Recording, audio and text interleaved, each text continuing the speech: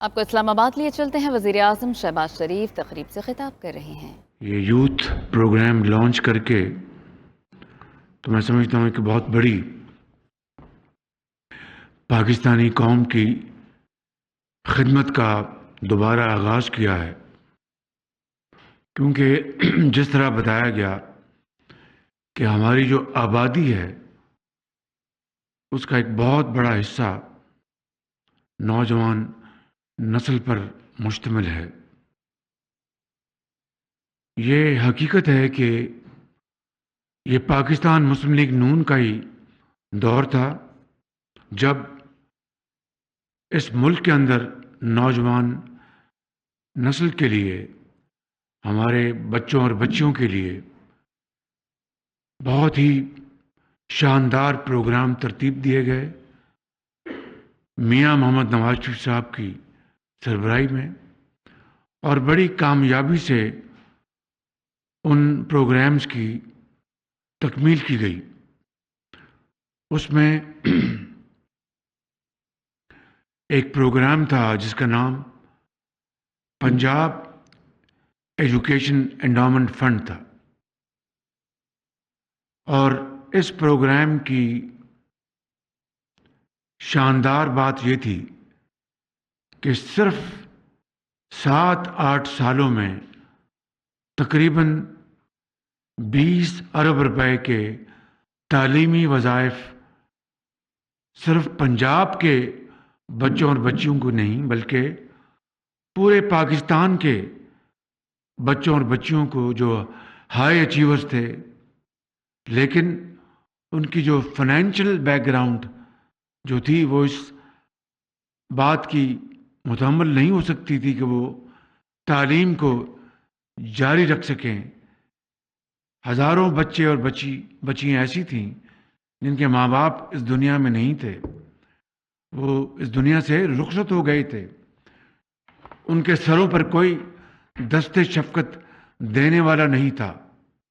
ان کو اس Punjab education endowment fund نے ایک چھتری کا کام دیا اور والد اور والدہ کا کام دیا۔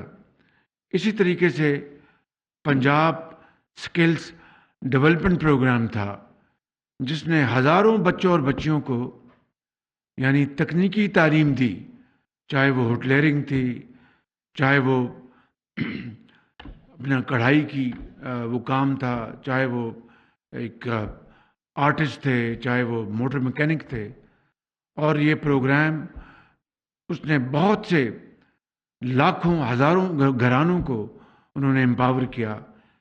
اسی طریقے سے ایک بہت شاندار پروگرام تھا لیپ ٹاپس پروگرام، جس کو چھو لو آسمان کے نام سے آج بھی لوگ یاد کرتے ہیں، اور اسی زمانے میں اس پروگرام کو بہت تنقید کا نشانہ بنایا گیا اور یہ کہا گیا کہ یہ نوجوان بچوں اور بچیوں کو رشوت دی جا رہی ہے خدا نخواستہ۔ آج آپ ماضی میں آپ جھانکیں تو آپ کو اچھی طرح اندازہ ہوگا کہ اس پروگرام کے ذریعے لاکھوں بچے اور بچیاں آج اپنے ایک باوقار طریقے سے وہ ریموٹ لنک کے ذریعے اپنے روزگار کما رہے ہیں، کوئی پروگرام بنا رہے ہیں، کئی فری لانسرز ہیں، اور اس طرح ایک شعور آیا معاشرے میں۔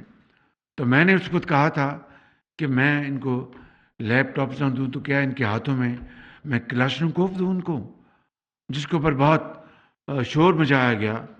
کہنے کا مقصد یہ ہے میرے نوجوان بچوں اور بچیوں کہ اگر لیپ ٹاپ نہ دیتے تو کیا ان کے ہاتھوں میں بندوق دیتے خدا نہ خواستہ؟ مگر مجھے کہنے دیجئے کہ بڑے افسوس کی بات ہے کہ آج وہی ہماری جو نوجوان نسل ہے ان کو ایک ایسی طرف لے جانے کی کوشش کی جا رہی ہے جو الٹیمیٹلی ناکام ہوگی انشاءاللہ، کہ معاشرے میں کس طریقے سے زہر گھولا جا رہا ہے، معاشرے میں کس طرح ایک تقسیم کی جا رہی ہے۔ یہ بڑے افسوسناک بات ہے۔ آپ لیپ ٹاپس ہم نے دیے، آپ اس سے بہتر پروگرام لے کے آتے، آپ اپنے اپنا 4 سالوں میں آپ دگنی رقم آپ استعمال کر کے انہی بچوں کو آپ باہر کی یونیورسٹی میں بھجواتے ہیں جو ہائی اچیورز ہیں. ہم نے اپنے زمانے میں چائنا میں 600 اسٹوڈنٹس 600 اسٹوڈنٹ بھجوائے صرف مینڈرن چائنیز زبان سیکھنے کے لیے، جس کے اوپر ہم نے کروڑوں روپے خرچ کیے. ترکی ہم نے بھجوائے تاکہ بیجنگ اور اسلام آباد کا پل بن جائے زبان کے ذریعے. انقرہ اور اپنا اسلام آباد کا پل بن جائے زبان سیکھنے کے ذریعے. وہ آج بچے جب وہاں سے زبان سیکھ کے آئے ہیں تو میرے علم میں ہے کہ سی پیک کے تحت وہ سینکڑوں بچے جو ہیں آج وہ انٹرپریٹرز ہیں یا وہ ٹرانسلیٹ کرتے ہیں اور بہت شاندار وہ کام انجام دے رہے ہیں. اسی طریقے سے جو نوجوان بچوں اور بچیوں کے لیے ہم نے روزگار اسکیم کا پلان بنایا تھا، اور یہ گاڑیاں جو راوی اور ایک اور اس کا نام تھا راوی، اور دوسری گاڑی کون سی ہے ان کی جو یہ بناتے ہیں بولان، 50,000 نہیں بلکہ 75,000 گاڑیاں ہم نے بچوں کو میرٹ پر دی، میرٹ پر. پھر ایک زیور تعلیم پروگرام تھا جنوبی پنجاب کے لیے کہ بچیاں غربت کی وجہ سے ان کے ماں باپ ان کو اسکولوں سے باہر نہ لے جائیں، تو 6ٹھی کلاس کے بعد جو بچیاں اسکول میں تعلیم حاصل کرتی تھی ان کو ہم نے جو وظیفہ تھا وہ 200 روپے سے 1000 روپے کر دیا. یہ وہ انیشیٹوز تھے جو اس ملک کے اندر تعلیم کو فروغ دینے کے لیے، اپنی قوم کی بیٹیوں اور بیٹوں کو ان کو تعلیم کے زیور سے آراستہ پیراستہ کرنے کے لیے یہ پروگرامز ہم نے بنائے تھے، جس کے اوپر اربوں روپے خرچ کیے گئے. الحمدللہ اس کا بے پناہ اس معاشرے کو فائدہ پہنچا، ہماری جو اکانومی ہے اس کو فائدہ پہنچا. آج اس پروگرام کو دوسرے ایک انداز میں، چاہے وہ 20,000 وہ انٹرنشپس ہیں، چاہے وہ جو 20 جو انڈر ڈیولپڈ جو ہمارے اضلاع ہیں ان کی ٹرانسفارمیشن کے لیے، پھر جو 250 mini sports complex, Pakistan innovation fund, national top talent scholarship. میں احسن اقبال صاحب یہ عرض کروں گا، اس میں کوئی شک نہیں کہ مخلوط حکومت کو آتے ہی جسے کہتے ہیں کہ سر مڑاتے اولے پڑے، پہلے اس ہچکولے کھاتی ہوئی ہماری جو معاشی جو کشتی تھی اس کو ہم نے ڈیفالٹ ہونے سے ہم نے بچا لیا اللہ تعالیٰ کے فضل و کرم سے. بے پناہ ہمیں اس کاوشیں کرنی پڑی، بڑے پاپڑ ہمیں پیلنے پڑے. اس کے بعد پھر جو قدرتی آفت فلڈ جو آئے اس نے بے پناہ پاکستان کی معیشت کو نقصان پہنچایا. اس وقت 66 آج صبح میں نے میٹنگ لی، 66 ارب روپے 66 ارب روپے ہم تقسیم کر چکے ہیں ان متاثرہ گھرانوں کو جو کہ سیلاب کی زد میں آئے، اور بے نظیر انکم سپورٹ پروگرام کے ذریعے بسپ، جو کہ ایک بہت اچھا میکنزم ہے، ایک بڑی اچھی یہ وہیکل ہے، یہ وفاق نے فنڈ دیے ہیں. اسی طریقے سے اربوں روپے ہم نے یہ خوراک اور پانی، پینے کا پانی، ادویات اور یہ بلینکٹس اور یہ رضائیاں، یہ تمبو خیمے، یہ ماسکیٹو جو کٹس ہیں، یہ ہم اربوں روپے کی یہ خریدی ہم نے اور ان صوبوں میں، ان اضلاع میں ہم نے تقسیم کی. اب سردی آ رہی ہے اور ونٹر ٹینٹس جو ہیں وہ بہت مہنگے ہوتے ہیں. ہمارے دوست ممالک نے بے پناہ ہمارا ساتھ دیا ہے، جن میں چائنا ہے، سعودی عربیہ ہے، یو اے ای ہے، قطر ہے، اور دوسرے ترکی کی بے شمار ٹرینز آئی ہیں، اور بائی سی بھی، بائی ایئر برج بنائے گئے. تو بے شمار ہمارے دوست ممالک نے، اور دوسرے جو ہمارے ممالک ہیں جس میں امریکہ ہے، برطانیہ ہے، اور یورپین یونین ہے، ان سب نے ہمیں کنٹریبیوٹ کیا ہے. لیکن یہ نقصان یہ اتنا زیادہ ہے کہ ہماری جو ڈیمانڈ اور ہماری جو اس وقت انفلوز ہیں اس میں بہت بڑا گیپ ہے. تو اس کے لیے ہم یہ جو فیڈرل فنڈ جو ہیں ان کو استعمال کر رہے ہیں. لیکن انشاءاللہ اللہ تعالیٰ چاہے گا، اس ملک کو اللہ تعالیٰ نے بڑی جلا بخشی ہے، بڑے وسائل عطا کیے ہیں. یہ تو بدقسمتی ہے کہ ہم نے 75 سال ہم نے ان وسائل کو استعمال نہ کیا اور اپنا حق نہ ادا کیا. لیکن انشاءاللہ اس سے ہم فارغ ہوں گے تو یہ پروگرام جو ہیں ان کو اور ہم سپیڈ سے آگے بڑھائیں گے. اور انشاءاللہ میں احسن اقبال صاحب کو یہ گزارش کروں گا کہ مہربانی کر کے آپ بیٹھیں اور یوتھ کے لیے ہم مزید ہم کیا کر سکتے ہیں اس کے لیے ہم تیاری کریں. جس طرح آپ نے وہ 75 اسکالرشپس یہ رکھے ہیں، بہت اچھی بات ہے. اسی طریقے سے ہم نے اس زمانے میں پنجاب میں جو ہمارے جو ہائی اچیورز تھے پوسٹ گریجویٹ پروگرام کے لیے ہم باہر کی یونیورسٹیوں میں ان کو وظیفہ دیتے تھے. ان اسٹوڈنٹس کو جا کے پوری گورنمنٹ آف پنجاب کی ان کا خرچہ ادا کرتی تھی.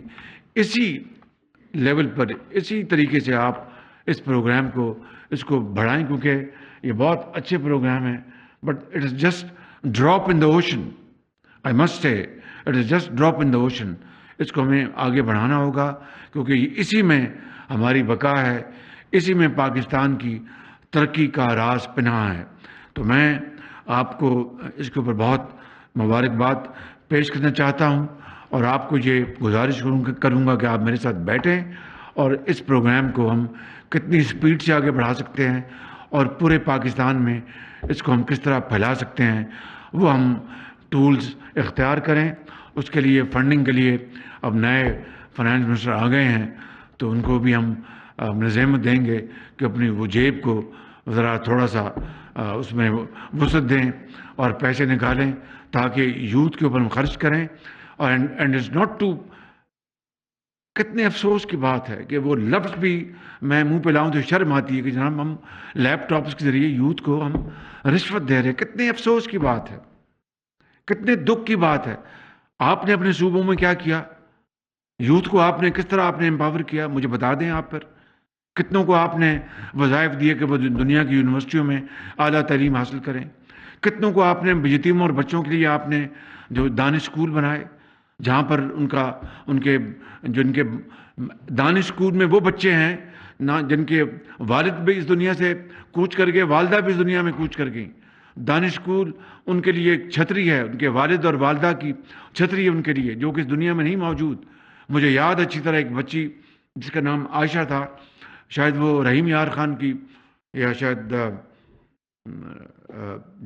میرے خیال رحیم یار خان کے دانش اسکول میں میں ان کو ملا تو وہ اس کے آنکھوں میں آنسو تھے. اس نے کہا کہ خادم اعلیٰ میں اکیلی بچی ہوں، یتیم بچی ہوں.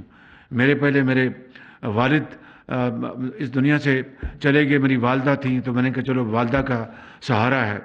ایک دن میں اسکول میں پڑھ رہی تھی، پتہ نہیں تیسری کلاس میں یا چوتھی کلاس میں، تو میرے پاس فوراً میری ٹیچر آئی کہ چلو عائشہ جانا ہسپتال جانا. خیر تو ہے؟ اس نے کہا کہ تمہاری والدہ کی طبیعت ٹھیک نہیں. کہنے کہ میں خادم اعلیٰ میں ہسپتال گئی تو ہسپتال میں پہنچی تو میری والدہ دم توڑ چکی تھی اور میں یتیم تھی.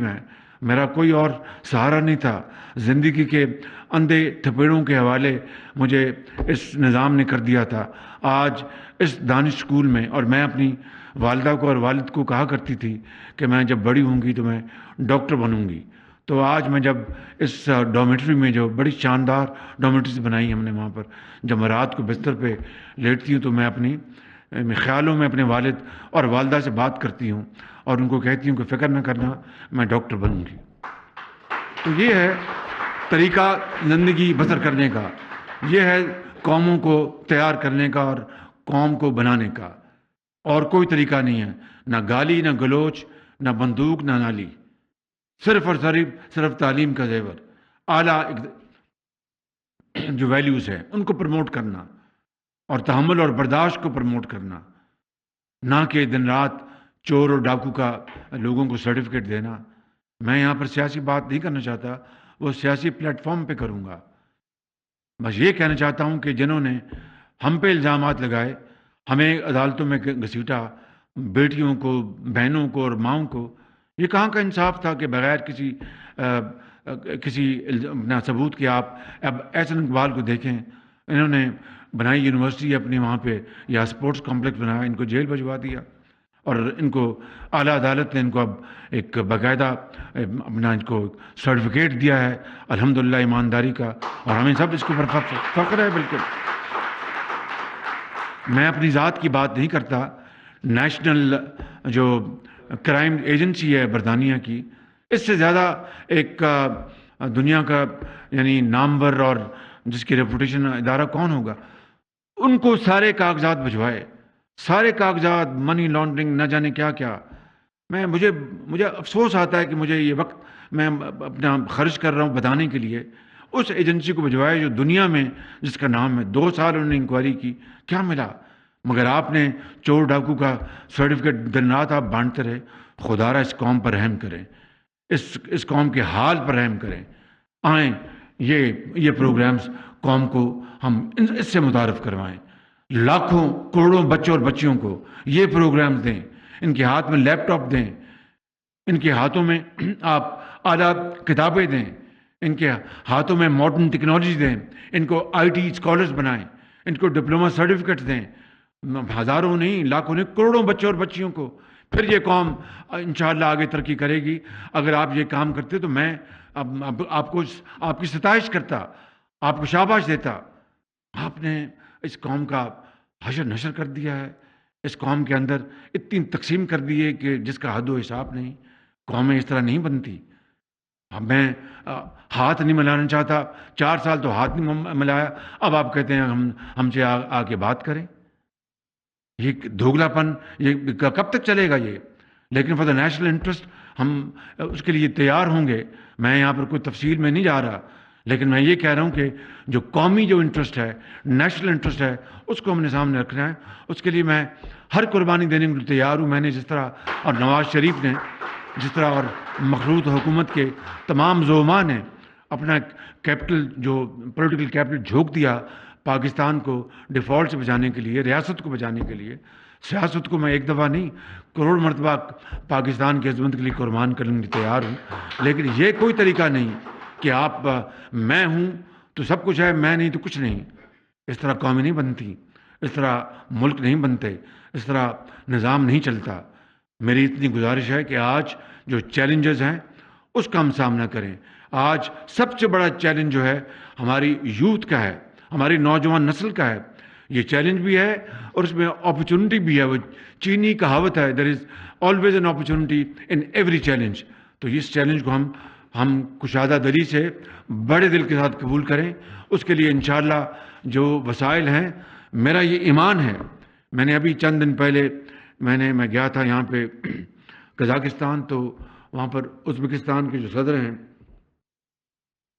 جناب مرزایوف، ان کو جب میں سی آف کرنے آ رہے تھے تو میں نے ان کہا کہ ہم کنیکٹیوٹی کرتے ہیں سینٹرل ایشیا کی وایا افغانستان پاکستان کے ساتھ، جس میں ریلوے کی کنیکٹیوٹی ہے، جس میں گیس کی کنیکٹیوٹی ہے، پائپ لائن بچائیں. بہت بڑے، it's a very big vision. اور پھر دنیا میں the longest journey was started from the first step. اس کے لیے فرسٹ اسٹیپ تو ہم لیں.